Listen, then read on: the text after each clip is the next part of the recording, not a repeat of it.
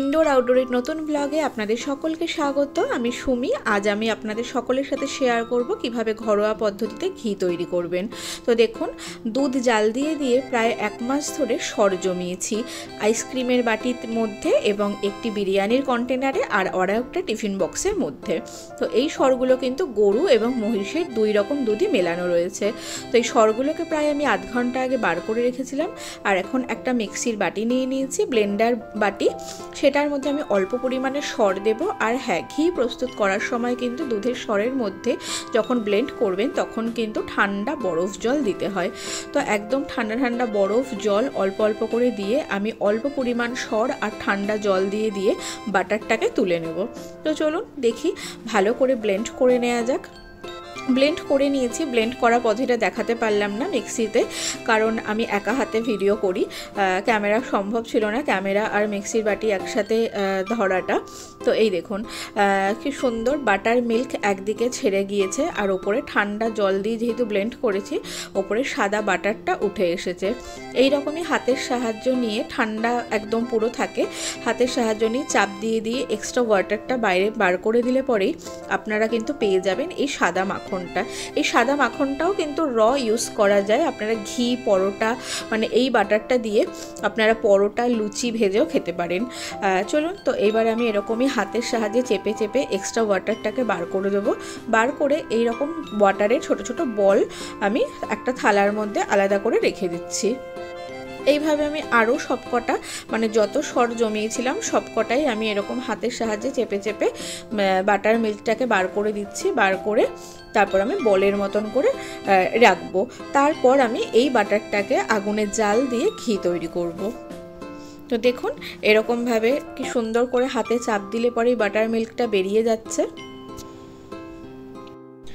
এইভাবে করে করে দেখুন থালার মধ্যে প্রায় অনেক পরিমাণে আমি বাটার, সাদা বাটার যেটা, সেটা জমিয়েছি। আর একদিকে একটা বড় গামলা বাটি নিয়েছি। এখনও কিন্তু এই বাটারটা পরিশোধিত নয়, একদম ঠান্ডা মানে জল 1 গামলা, তার মধ্যে আমি বাটারগুলোকে আবারও দিয়ে দিচ্ছি। দেখবেন আবারও পুরো এই বাটির জলটা পুরো সাদা দুধের মতন হয়ে যাবে, কারণ যতক্ষণ না পর্যন্ত এরকম সাদা, মানে একদম পুরো দুধটা ক্লিয়ার হয়ে গিয়ে একদম পুরো পরিষ্কার জল বেরোচ্ছে, ততক্ষণ কিন্তু এই বাটারগুলোকে এরকমভাবে ঠান্ডা জলে ধুতে হবে। 2-3 বার ধোয়ার পরে এই দেখুন একদম পুরো ফ্রেশ পুরো বাটার আমার এরকম বড় বড় 3টে গোলা হয়েছে। প্রায় এখানে অনেকটা পরিমাণেই বাটার রয়েছে। এই দেখুন আমি একটা প্লেটের মধ্যে একদম সুন্দর করে সাজিয়ে নিয়েছি। গ্যাস অন করে কড়াই বসিয়ে দিয়েছি। কড়াইটা গরম করে নিয়ে এবার আমি 3টে বাটারের যে গোলা বার করেছিলাম সেটা আমি দিয়ে দিলাম। গ্যাসের ফ্লেমটাকে খুব আস্তে করে, মানে একদম সিমে করে রেখে ধৈর্য সহকারে খুব আস্তে আস্তে বাটারটাকে হতে দিতে হবে। মানে দেখুন আস্তে আস্তে বাটারটা পুরো গলে পুরো একদম একদম পুরো ব্লেন্ড হয়ে যাবে, একদম পুরো অয়েলের মতন হয়ে যাবে।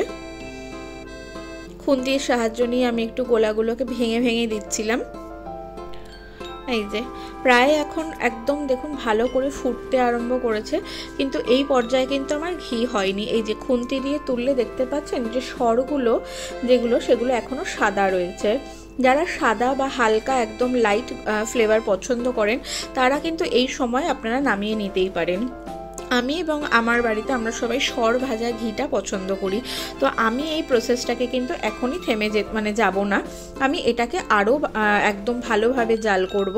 এই যে খুন্তি দিয়ে এখন তুলে যে সাদা সাদা দানা দেখা যাচ্ছে, যতক্ষণ না এই দানাগুলো লাল রং আসছে ততক্ষণ পর্যন্ত আমি খুন্তির সাহায্য নিয়ে এমন করে হালকা হাতে মানে নাড়তেই থাকবো, যাতে পুড়ে না যায় আর লেগে না যায় নিচে। প্রায় 15 থেকে 20 মিনিট ভালোভাবে জাল দেওয়ার পরে ঘি আমার তৈরি। একদম দেখতেই পাচ্ছ এখন খুন্তি দিয়ে তুললে সরগুলো পুরো একদম লাল লাল হয়ে ভাজা ভাজা হয়ে গেছে। আমার ঘি কিন্তু এই পর্যায়ে তৈরি একদম। এই দেখো, দেখতে পাচ্ছ কি সুন্দর কালার এসেছে, একদম ডার্ক খয়েরি একটা কালার। এই কালারটাই আসার পর কিন্তু ঘিটা যখন জমবে তখন একটা সুন্দর মিষ্টি কালার আসবে। এই দেখো আমি ভালো করে খুন্তি দিই, তখনও আমি গ্যাস অফ করিনি, হালকা আঁচে রেখে দিয়েছিলাম ভালো করে, যাতে সরগুলো আরও ভাজা হচ্ছিল। ঘি আমার তৈরি হয়ে গেছে, হালকা ঠান্ডাও হয়ে গেছে। দেখো এবার যে নিচের যে সরটা, ভাজা ভাজা সরটা, সেটা পুরো নিচের দিকে থিতিয়ে পড়েছে, আর ওপরের দিকে একদম পুরো মানে পুরো ঘিটা একদম পুরো একদম দেখো অয়েলের এখনও আকারে রয়েছে। এবার একটা ছাঁকনির সাহায্য নিয়ে আমি এটাকে একটা বাটির মধ্যে ভালো করে ছেঁকে নেব, যাতে ওই সর ভাজার গুঁড়োগুলো না আসে। এই দেখো ছাকার সময় তোমাদেরকে আমি দেখাতে পারিনি, এই বাটিটার মধ্যে আমি ছেঁকে রেখেছি, আর ওরকম একটা ছাঁকনি, স্টিলের ছাঁকনি নিয়ে নিয়েছিলাম। ছাঁকনির সাহায্য নিয়ে এই দেখো একদম পুরো ফ্রেশ, পুরো এটার মধ্যে কোনো রকম কোনো সরের দানা নেই, কোনো কিছু নেই। এই যে আমি একদম এখনও কিন্তু এই বাটিটা প্রচণ্ড গরম, তাই জন্য আমি কোনো কাচের কন্টেনারে এখনও ঢোকাতে পারিনি। যখন এটা ঠান্ডা হবে, হালকা ঠান্ডা হয়ে আসবে, তখন আমি এটাকে কন্টেনারে রাখবো। আর এই দেখো যেই কড়াইয়ের মধ্যে আমি ঘিটা প্রস্তুত করেছিলাম, সেই কড়াইতে তো অনেকটা ঘি একদম গায়ে লেগেছিল, তো তাই নষ্ট হবে বলে সামান্য একটু ঘরের মধ্যে নারকোল ছিল, একটু নারকোল, একটু কাজু আর কিশমিশ দিয়ে ঘরে একটু চিড়ে মিষ্টি দিয়ে, একটু চিনি দিয়ে মিষ্টি মিষ্টি চিড়ে ভাজা ভেজে রেখেছি। এটা কিন্তু বেশ ভালো হয় ঘি দিয়ে চিড়ে ভাজা। তোমরাও কিন্তু কড়াইটা নষ্ট না করে এরকম মুচমুচে ঝিরে মানে একদম চিড়ে ভাজা বাড়িতে তৈরি করে রাখতে পারো। আর এই দেখো অনেক রাতের দিকে বাটির যে ঘিটা যেটা ছেঁকে রেখেছিলাম, সেটা অনেক রাত্রেবেলা ঠান্ডা হয়েছিল, তো আমি আর তখন ভিডিও করতে পারিনি। তো এরকম একটা কাচের প্রায় 450 থেকে 500 একটা ডাবরের একটা মধুর শিশি আরও একটা কফির শিশি আমি ভরে নিয়েছি। এবার চলো তোমাদেরকে দেখো খুলে দেখাই। দেখতে পাচ্ছ কি সুন্দর দানা ধরেছে, সারা রাত এটা একদম পুরো ঠান্ডা হয়েছে, হওয়ার পর যত ঠান্ডা হচ্ছে তত দানা ধরছে। এই দেখো এটা একদম পুরো জমে গেছে। এটা প্রায় এখানে কিন্তু তোমার ওই 750 থেকে 750 মতন ঘি রয়েছে। আর এই রকম গরম গরম মানে বাড়িতে গাওয়া ঘিতে আর এত সুন্দর গন্ধ ছাড়ছে, তার সাথে আলু সেদ্ধ ভাত, মানে জাস্ট জমে যাবে। নিজে বানিয়েছি বলে বলছি না, আর হ্যাঁ নিজে বানিয়েছি বলে আগ্রহটা আরও বেশি যে কতক্ষণে খেয়ে আমি টেস্ট করব। তো একদম দুপুরবেলার লাঞ্চে আর আজকে কিছু না নিয়ে একদম আলু সেদ্ধ ঘি কাঁচা লঙ্কা দিয়ে নিজের হাতে বানানো ঘি দিয়ে আজকে লাঞ্চ করব। তো দেখো একদম আমি কিন্তু প্রচণ্ড ঝাল খেতে পছন্দ করি, তো দুখানা লঙ্কা একদম নুন দিয়ে মেখে নিয়েছি আলু সেদ্ধ ভাত। দেখো তোমরা কারা বাড়িতে ঘি প্রস্তুত করো অবশ্যই কিন্তু কমেন্টে জানিও। বাড়ির বাচ্চাদের কিন্তু এইভাবে বাইরের কেনা ঘি থেকে আমি কিন্তু আমার ছেলেকে ঘরে বানানো ঘি খাওয়াই, যবে থেকে ও ঘি বা মানে খাবার খাওয়া শুরু করেছে তবে থেকেই। তো আজকে আমি তোমাদের সাথে শেয়ার করলাম। তো এই দেখো একদম লঙ্কা দিয়ে নুন দিয়ে মেখে একদম মুখে পড়ে নেবো আজকের আমার ফেভারিট লাঞ্চ। তো এই দেখো অসাধারণ হয়েছে, নিজে বানিয়েছি বলে বলছি না, গন্ধে একদম মোমো করছে।